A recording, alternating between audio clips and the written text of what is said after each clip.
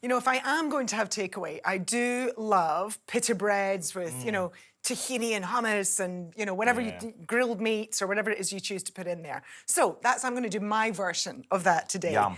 And it's so tasty. Now, I'm going to just charcoal grill some lovely eggplant and zucchini.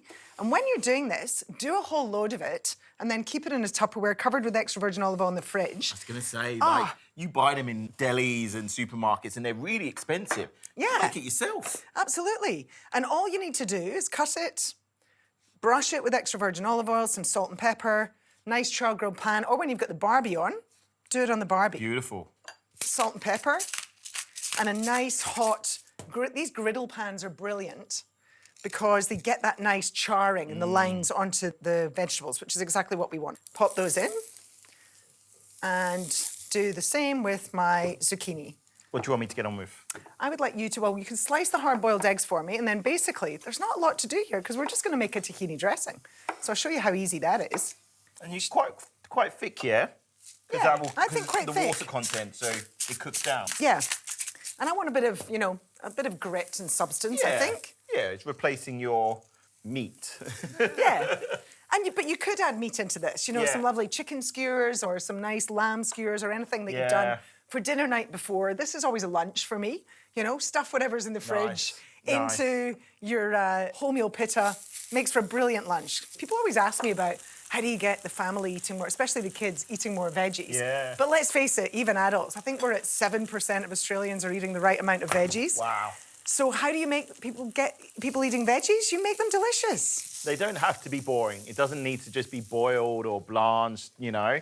You can be really creative with it. And charring, for me, is my favourite way of eating most vegetables. Yeah. You know, smoke and burn and char, it's flavour, that caramelisation. Okay, let's get our tahini dressing going. Always make sure, because you get those thick bits it separates. at the bottom. And if it separates, that's a good thing, because it means it hasn't had emulsifiers added to it to hold it together. So this is just sesame seed paste. I'm going to pop it in here. A little bit of garlic and some lemon. So I'm going to start. You can't take the lemon juice out, so just start with a little lemon and then add more lemon as you go to get it to the consistency you want. And I'm going to want some salt in there. All right, I love tahini as a base of dressings. Me too. Absolutely love it. Makes a brilliant salad dressing. Gorgeous. Too. Yeah. Gorgeous. So we'll get that whipping away. Like typical, like sort of French dressings always used to use egg yolks as the base or mustard. Yeah. Tahini does the same thing without, you know, needing it. Yeah, like it's just a beautiful flavour carrier. And then I'm going to add just a little bit of water. Now, if you want a really thick tahini because you're using it as a dip or as a spread, obviously you leave it thinner. If you want it as a salad dressing, then add more water, or sometimes I put some olive oil into it and other ingredients to make it a dressing. And I'm just going to let that whip. Oh, that looks perfect. Gorgeous. Just what I want. Lovely colour on that. Beautiful. So my veggies are just about ready. I'm going to give this a bit more of a blitz. We'll heat the pita bread and then we're ready to throw it all together.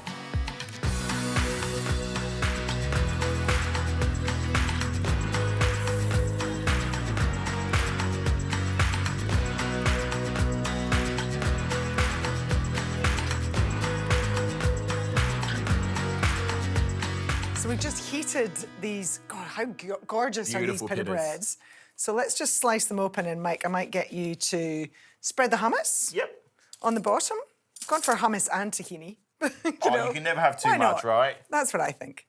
Don't cut all the way through, obviously. You're just trying to make your little pocket here. And then we're going to layer some of our gorgeous grilled eggplant and the zucchini, and then I'm going to add some hard-boiled eggs. Maybe you could chop some fresh parsley for me, chef. No problem. And, you know, don't be like, you know, when you go to the shop and you get a sandwich or a stuffed pita like this, and then all the ingredients are just at the front to make it look good. So, and there's nothing at the back but bread. So, you know, don't do that when you're making your own one at home. Make sure that you stuff your ingredients right to the back. My problem is I always overstuff it, so it's falling apart as I'm trying to pick it up. Like this one. Yeah. Drizzle your dressing. Again, get it right to the back. Look at that. Over the top. That is gorgeous. It's really hard to not get this being messy at the end of the day. But that's the whole point of a fakeaway, right? It's supposed to be messy and indulgent and delicious. Yeah. this over the top. A few little sprouts in there, thank you. And if I was serving this actually for the family, you could just put all the ingredients in the middle of the table and let everyone make up their own. Why get takeaway when you can fake away it at home?